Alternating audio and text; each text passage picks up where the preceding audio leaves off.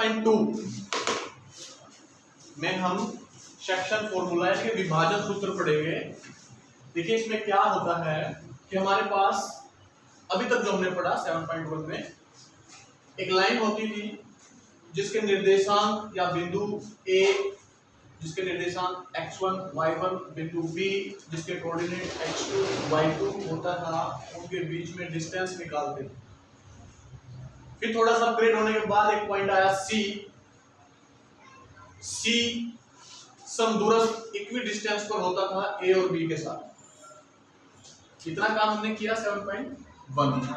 अब यहां पर यही आपसे पूछा जाएगा कि ये जो C पॉइंट है A और B लाइन को M1 रेशो M2 में डिवाइड करता है, तो आप x और y की वैल्यू बताइए क्या है, यानी कि C के निर्देशांक निकालिए क्या होंगे, कोऑर्डिनेट ऑफ C आपको फाइंड आउट करना है। क्लियर? अब देखिए लास्ट एक्सरसाइज की तरह इस एक्सरसाइज में भी सिर्फ और सिर्फ एक ही फॉर्मूले का प्रयोग करना है आपने। मान लीजिए जब आपने x की वैल्यू निकालनी है तो x के लिए आप क्या फॉर्मूला यूज करेंगे, m1 x2, देखिए m1 x2 m2 x1 plus कर देंगे m2 x1 डिवाइड बाय में m1 प्लस में m2। Clear? Same situation y के कोऑर्डिनेट निकालते समय आप करेंगे कि m1 y2 plus m2 y1 और अपॉन में लिखेंगे आप m1 प्लस m2। अब यहां से आपके चार तरह के क्वेश्चन बनेंगे।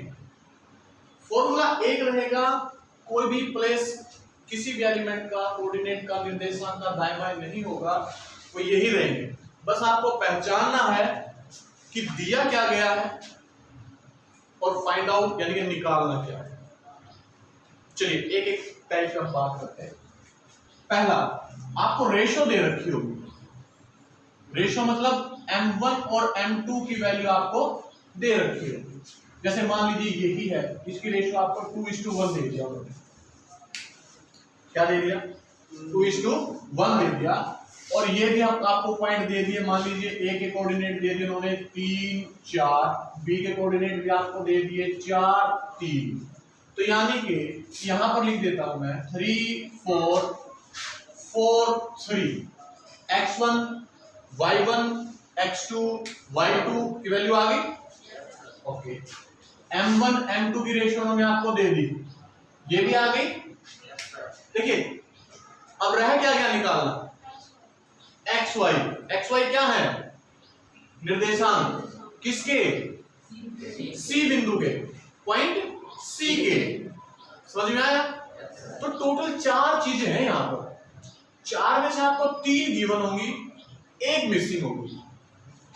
x1 y1 या तो ये पॉइंट आपको निकालने के लिए बोल दिया जाएगा और ये 3 चीज आपको दे दी जाएंगी। 3 चीज मतलब m1 m2 की रेशो, कोऑर्डिनेट C और कोऑर्डिनेट ऑफ B के निर्देशांक, C के निर्देशांक आपको दे दिए जाएंगे। फॉर्मूला वही रहेगा। यहां देखिए आपको ये जो x की वैल्यू है वो यहां पर पुट करनी है। समझ रहे हो? बस इतनी ही समझ है। 7.2 में इसके अलावा दूसरा फॉर्मूला नहीं है। क्लियर? ये m1 कौन है, ये रेशो। ये x2 कौन है, कोऑर्डिनेट ऑफ B।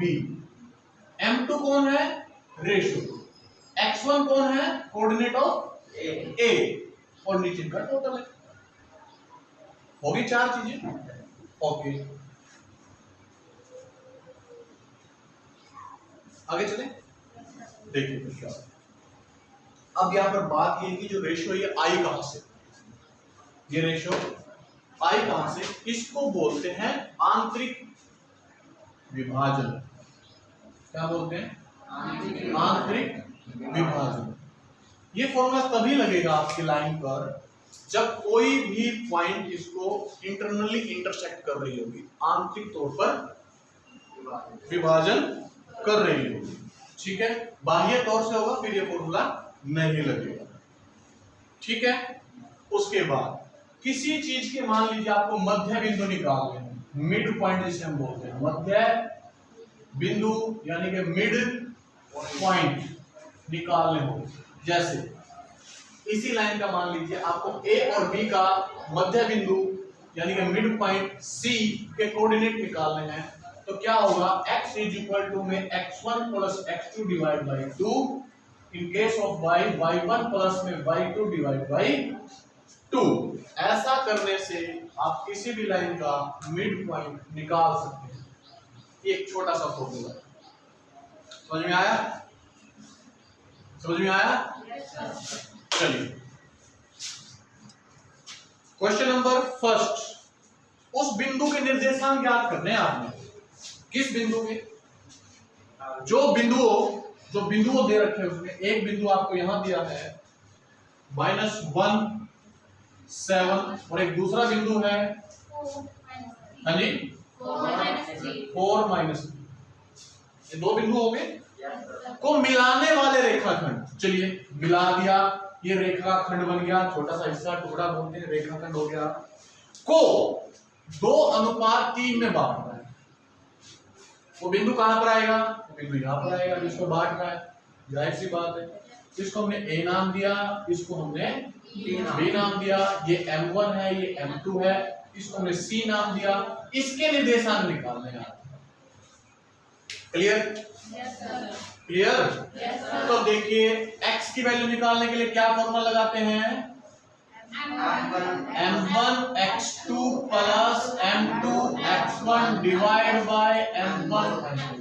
y की वैल्यू निकालने के लिए क्या फॉर्मूला लगाते हैं?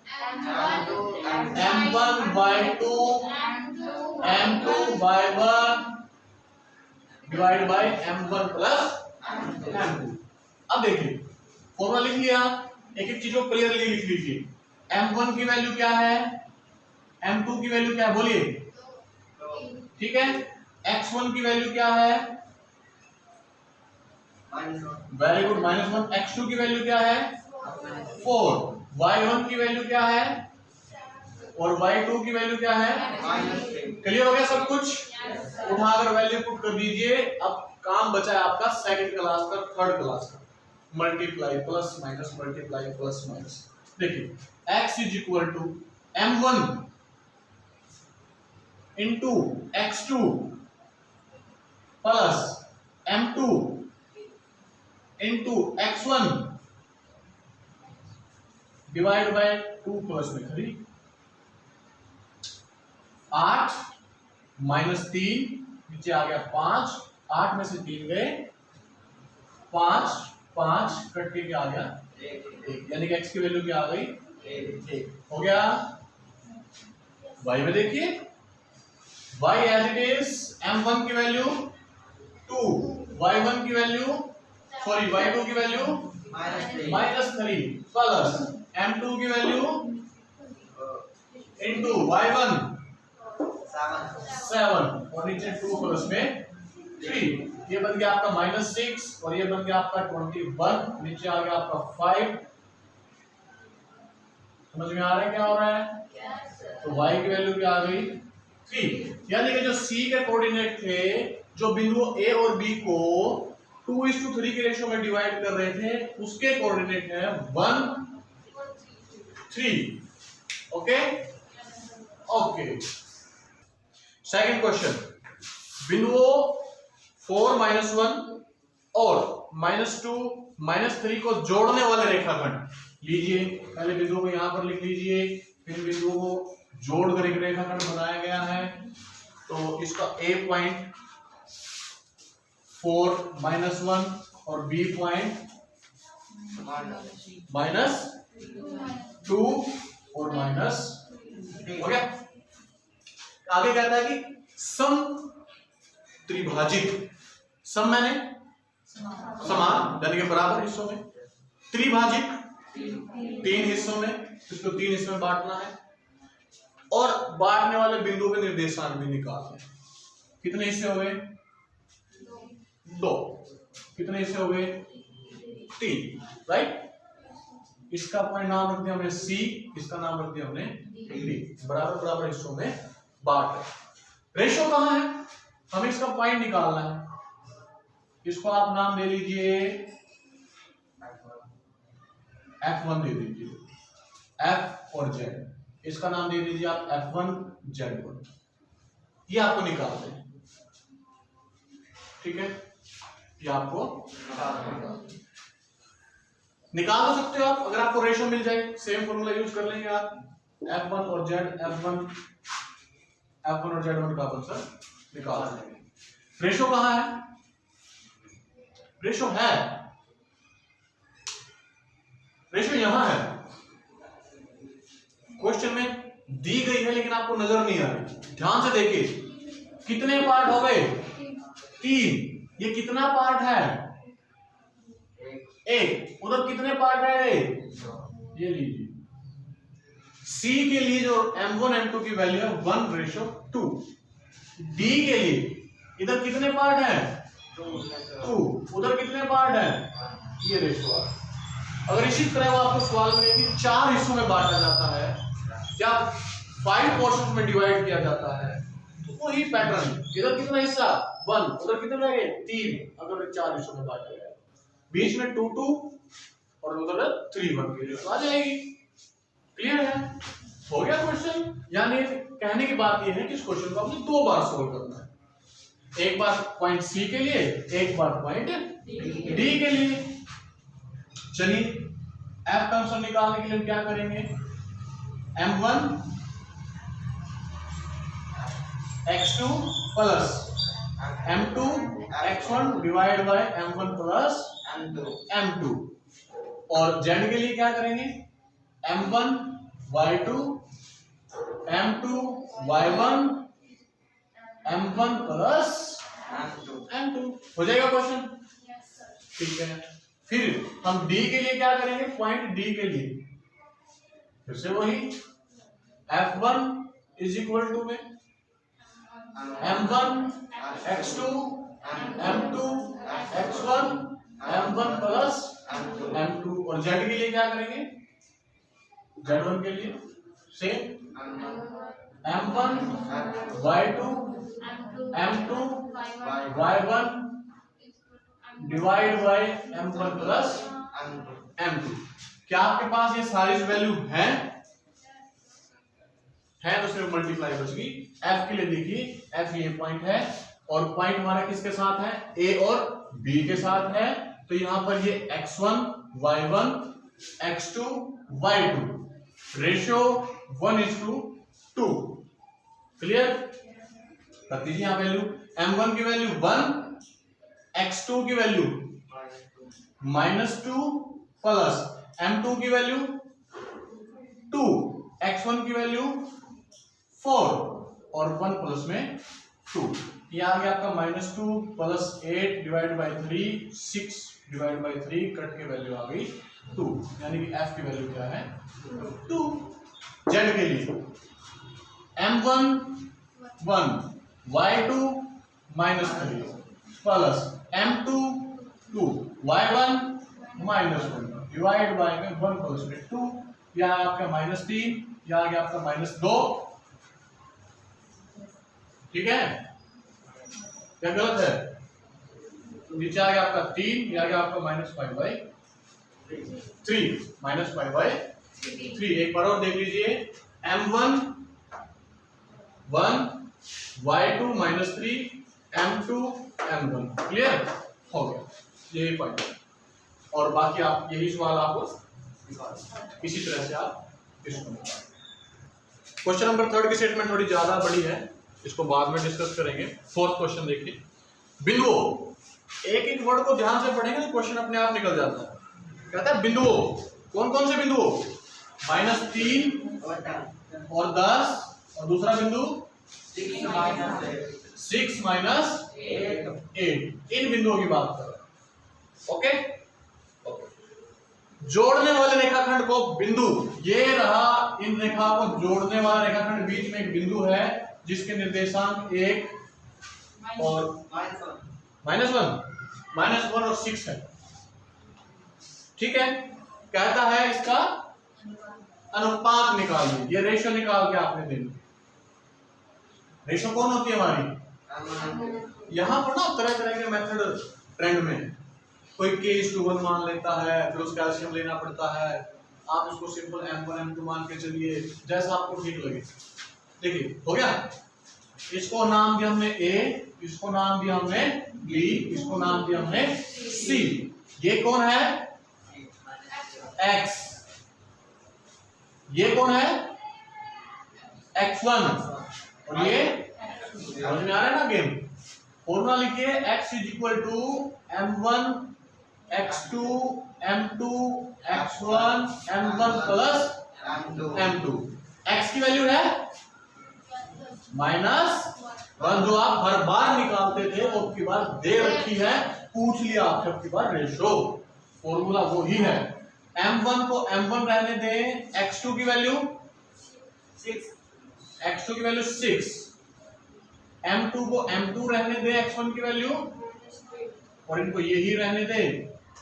ओके, क्रॉस मल्टीप्लाई कर देते हैं, ये -M1 हो गया -M2 हो गया, क्योंकि -1 है, क्रॉस मल्टीप्लाई कर दी हमने। क्लियर? Yes sir. ये आपका 6M1 है और ये आपका -3M2 है। ठीक है, M1 को एक तरफ ले आइए, M2 को एक तरफ ले जाइए। -M1 यहाँ पहले से है, -6M1 इधर आ गया, -3M2 उधर पहले से है, प्लस M2 उधर आ गया, ये हो गया आपका -7M1, ये आपके पास हो गया -2M2। क्लियर?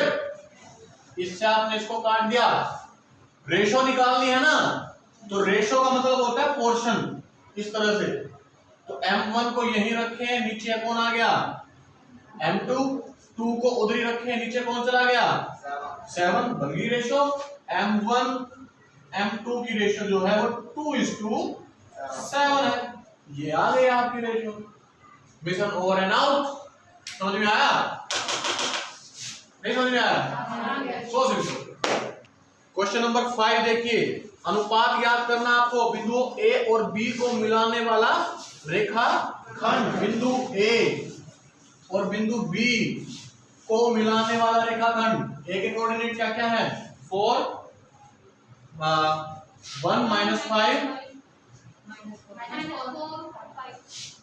ये है, और कहता है इनको जोड़ने वाला रेखाखंड है ना, जो C पॉइंट है वो X अक्ष से विभाजित होता है।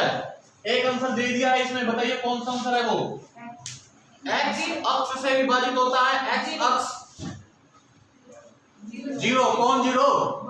Y 0। लीजिए आधा सवाल तो ये खत्म, अंतर छिपा हुआ था उसी में, रेशो की तरह कि 3 भागों में विभाजित होता है, अनुपात उसी में था। X अक्ष का नाम ले दिया, Y की वैल्यू 0, तो इसको क्या मान लेंगे हम? X। क्या निकालना है? M1 M2। अब आप यहां पर X का फॉर्मूला लगाएंगे या Y का फॉर्मूला लगाएंगे? X के फॉर्मूले में क्या आपके पास X की वैल्यू है? तो किसकी वैल्यू है? तो Y का लगेगा, बस इतनी ही बात समझानी थी, क्योंकि Y की वैल्यू हमारे पास है। Y का फॉर्मूला लगाएंगे, M1 Y2 M2 Y1 M1 plus M2। अब देखिए आपने कहा था कि X का फॉर्मूला लगाएंगे, तो यहाँ पे क्या वैल्यू पुट करते आप?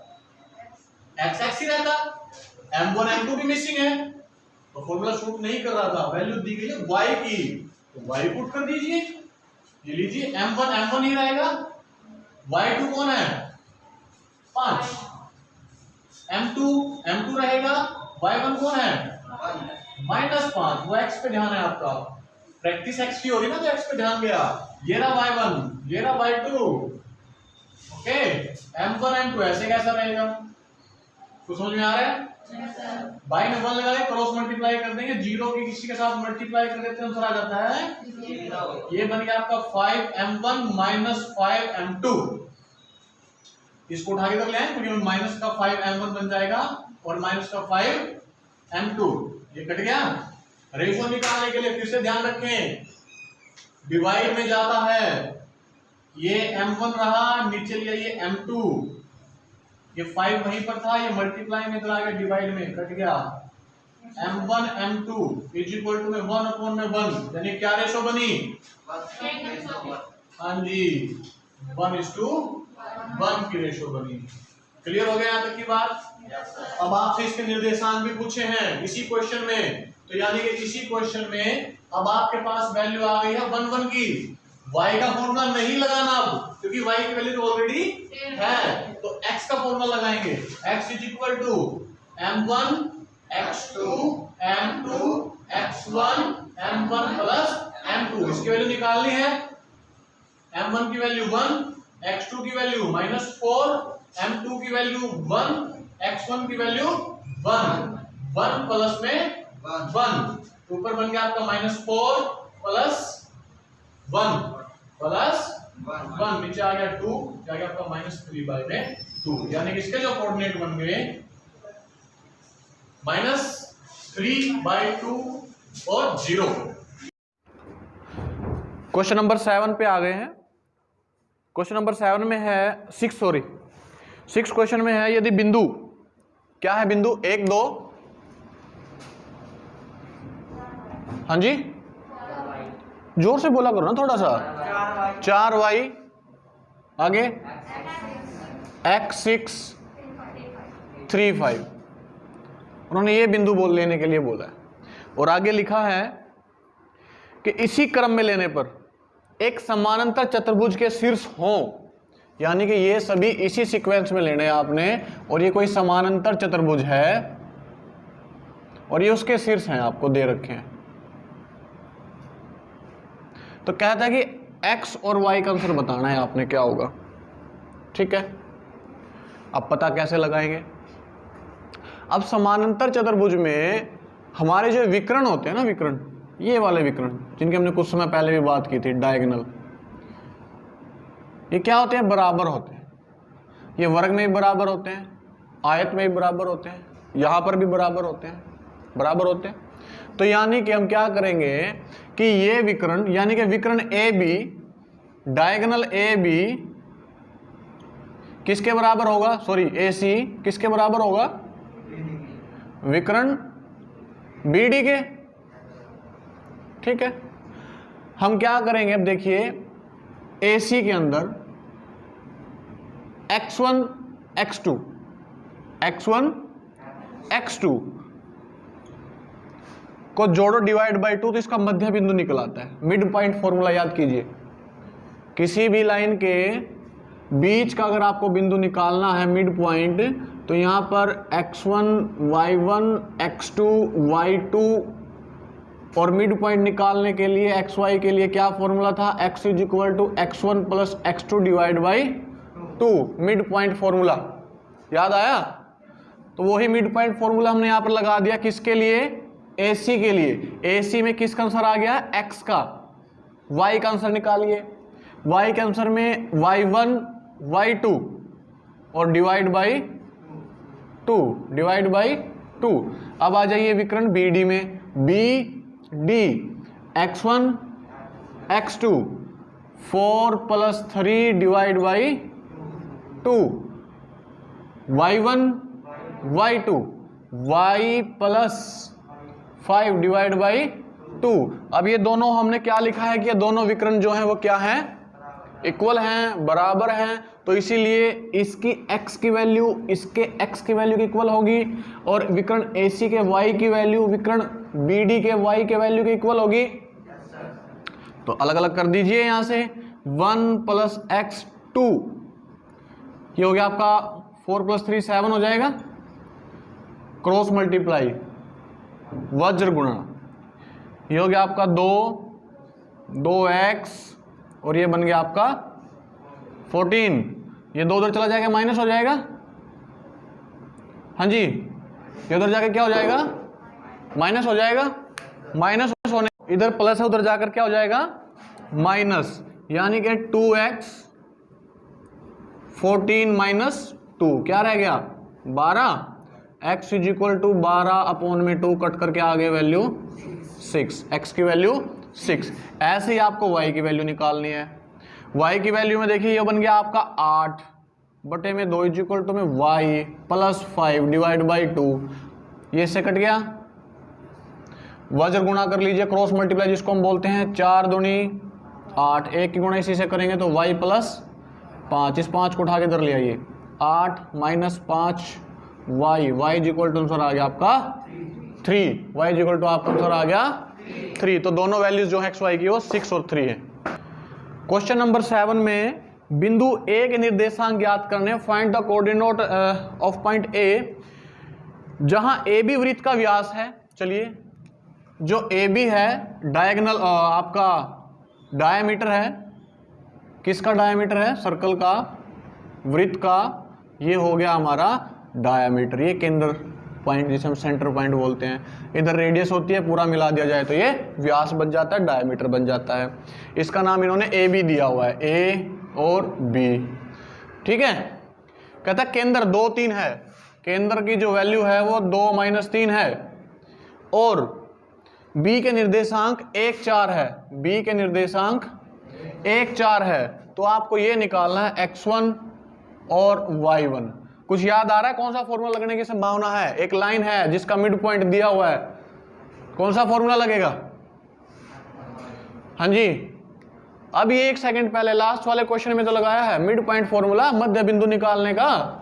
तो यहां लिखेंगे मिड पॉइंट फॉर्मूला या मिड पॉइंट फॉर्मूला, जिसमें क्या होता है कि x is equal to x1 plus x2 divide by 2, और y के केस में y is equal to y1 plus y2 divide by 2। तो देखिए x हमेशा हमारा मिड पॉइंट ये हुआ ना, इसकी वैल्यू 2 है आपके पास, x1 निकालना है, वो x1 का x1 ही रहेगा, प्लस x2 आपका 1 बन गया, क्रॉस मल्टीप्लाई किया 4, x1 प्लस 1 को उठा के इधर ले आए, आंसर आ गया आपका 3। y के केस में y की वैल्यू है आपके पास -3 इज इक्वल टू y1 ही रहेगा, y2 है आपका 4 डिवाइड बाई 2, क्रॉस मल्टीप्लाई किया आपने तो ये हो गया y1 प्लस में 4 is equal to -6, y1 is equal to -6 minus 4, ये वैल्यू आ गया आपके पास -10। क्या वैल्यू आ गया आपके पास? तो ये जो ए के निर्देशांक 3 और क्वेश्चन नंबर 9 में बिंदु ए -2 2, बिंदु ए है जिसके कोऑर्डिनेट -2 2 दिए हुए हैं, एक बिंदु पी है जिसके कोऑर्डिनेट 2 और 8 दिए हुए हैं। हाँ जी, 8 सम है, ये लीजिए 8 सम हो गया। अच्छा, मैंने स्टेटमेंट ही गलत डाल दी क्या? चलिए देखिए, बताइए क्या क्या है फिर। -2 2 -4, राइट। एक बिंदु P बोला है बीच में रेखाखंड पे होने के लिए P, और उन्होंने आपको कुछ दिया भी है, एक रेशो दी गई है कि AP बराबर 3/7, क्या है आगे? बोलते भी नहीं आप तो, AB।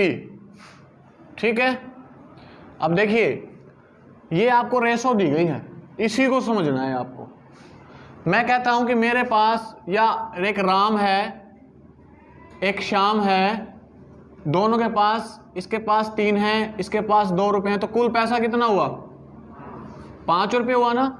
यानी कि इनकी रेशो भी लगा दूं तो भी कुल पैसा 5 ही माना जाएगा। ठीक है, तो ये बात तय हो गई कि जैसे राम का अगर मैं शेयर निकाल लूं तो राम के शेयर में 3/5 आएगा, ऐसे निकालते हम।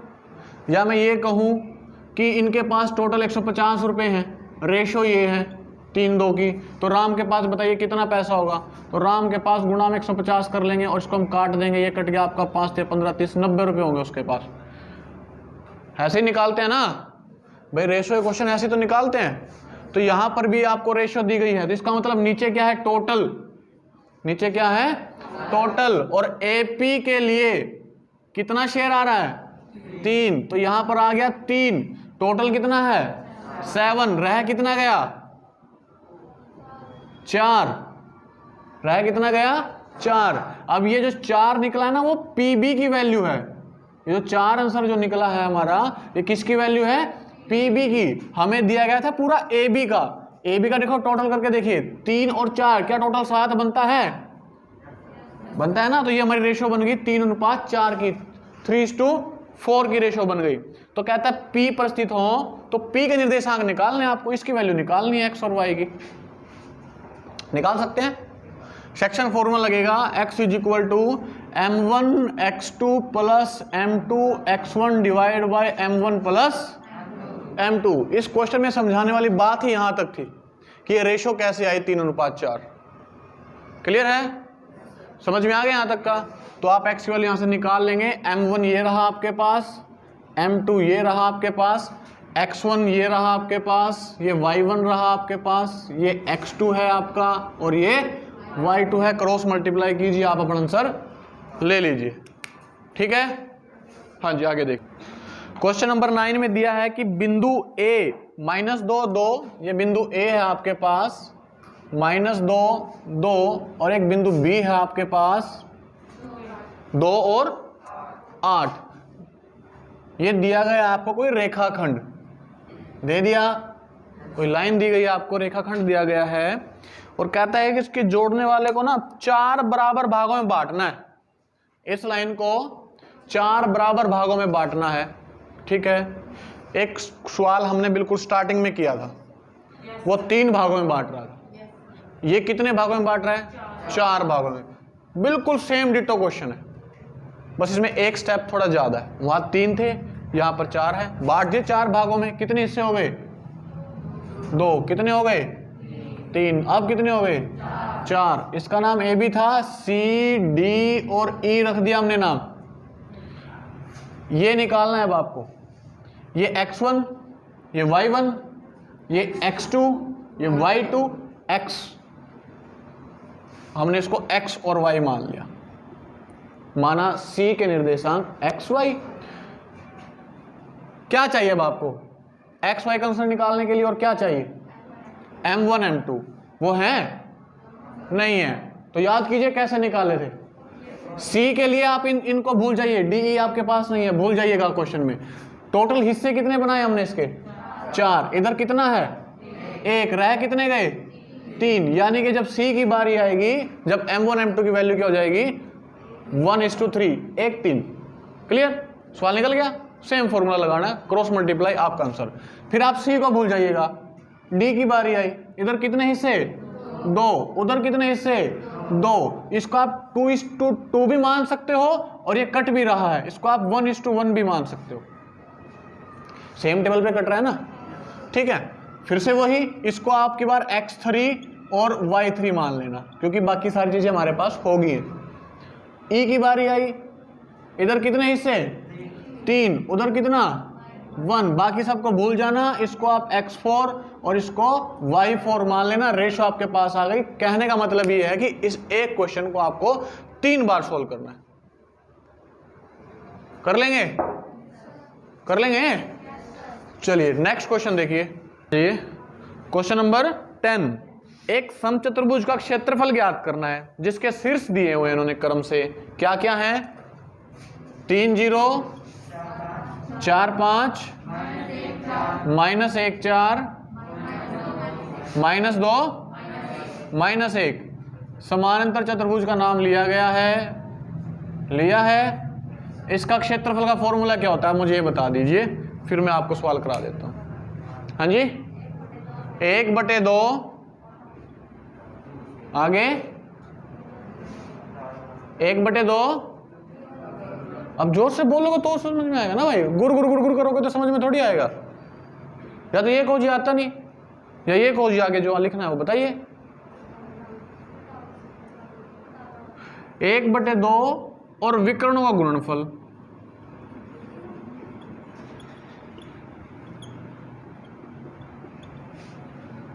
या आप इसको ये भी लिख सकते हो 1/2 पहले विकर्ण की लंबाई इनटू में भाई दूसरे विकर्ण की लंबाई। इनको आप ऐसे भी लिख सकते हो, बात एक ही है। हो गया। अब आपके पास विकर्ण तो दे नहीं रखे, तो विकर्ण कैसे निकालेंगे? इसको हमने ए मान लिया, बी सी डी, हमारा ये विकर्ण बन गया ए डी। पहला विकर्ण बन गया हमारा, शाबाश। अब एसी बनेगा, है ना? अब एसी बनेगा, पहले एडी बना हुआ था। बदतमीजो, ए डी तो भुजा है, साइड है। पहला विकर्ण AC, दूसरा विकर्ण BD, पीते हो? अच्छा, तो इनकी लंबाई कैसे निकालेंगे आप? AC के मतलब जो पहला विकर्ण है हमारा AC, उसकी लंबाई कैसे निकालेंगे आप? आती है निकालनी? लंबाई मतलब बीच की दूरी, बीच की दूरी तो निकालनी आती होगी। 7.1 सारस वाली ही की है। क्या था फॉर्मूला? x2 माइनस x1 का स्क्वायर, y2 माइनस y1 का स्क्वायर। क्या आपके पास x1, x2, y1, y2 की वैल्यू है? AC x1, y1, x2, y2 ये तो होंगे, आप तो निकाल सकते हो। और फिर दूसरे विकर्ण की लंबाई भी आपको ऐसे ही निकालनी है। निकालनी है कि नहीं निकालनी? नहीं निकालनी। तो भैया पहले सवाल का जो आंसर आएगा ना आपका जोड़ के, वो आएगा 36 + 36। इसको सिंपल आप बनाएंगे तो ये बन जाएगा 72 बन गया ना ये। इसको हम ऐसे लिख लेंगे 36 गुना में 2, और 36 का परफेक्ट स्क्वायर होता है हमारे पास 6, अंदर आएगा √2। पहले विकर्ण की लंबाई आ गई। दूसरे विकर्ण की लंबाई है आपके पास 4√2 निकला है। अब फॉर्मूले में रख दीजिए यहां पर 1/2 पहला विकर्ण गुना में दूसरा विकर्ण, इससे काट दीजिए 3 आ गया, 3 चौके 12, 12 √2 के √2 से गुणा करोगे 2, तो आंसर आ गया आपका 24। आंसर आ गया आपका 24। क्लियर? एक्सरसाइज समाप्त।